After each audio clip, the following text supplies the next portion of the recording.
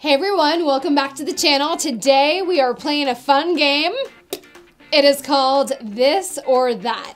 So in this here cup, apparently, because I've not seen them, there are intern situations. It's like I'm reading a fortune cookie. Landing the internship. So you landed more than one internship. Do you not respond to the internship you don't want to?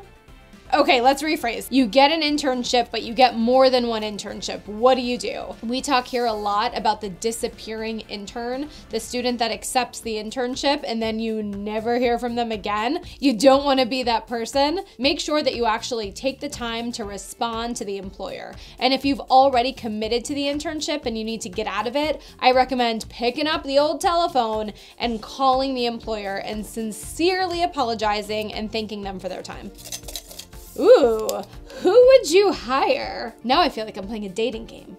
Who would you hire? Someone who has been at the job for 1 year or someone who stayed at their job for 5 years? You know, this is a tough one. There is something to be said about loyalty, especially as a small business. Loyalty goes a very long way. I think what I get nervous about is if I see that someone's worked at a company for like a hot second, for 3 months. So I think it's when your employment is under a year at a certain company that I begin to get a little nervous. Internship this or that. Internship this or that. You're feeling overwhelmed. Do you push through or do you speak up? I would say a combo pack, right? Because if you're overwhelmed, you do need to push through, but I also think it's important that you speak up and you communicate your workload.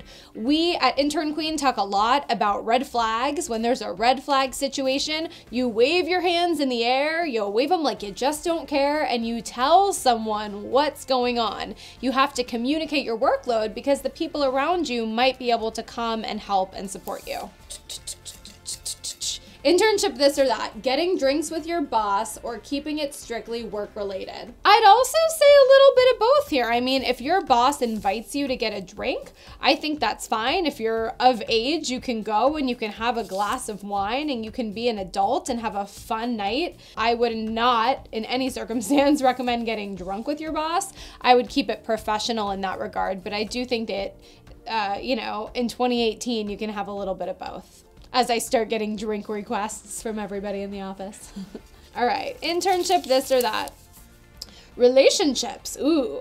Quitting your job because you don't get along with someone at work or pushing through the situation. Well, I definitely think pushing through the situation. I think that we're all adults. We don't always like the people around us, but that doesn't mean that we can't find a way to work with them. You don't choose who you work with. So I definitely say find a way to push through, and you should watch our How to Handle Conflict at Work video by clicking here, and we'll make sure to have all the information below.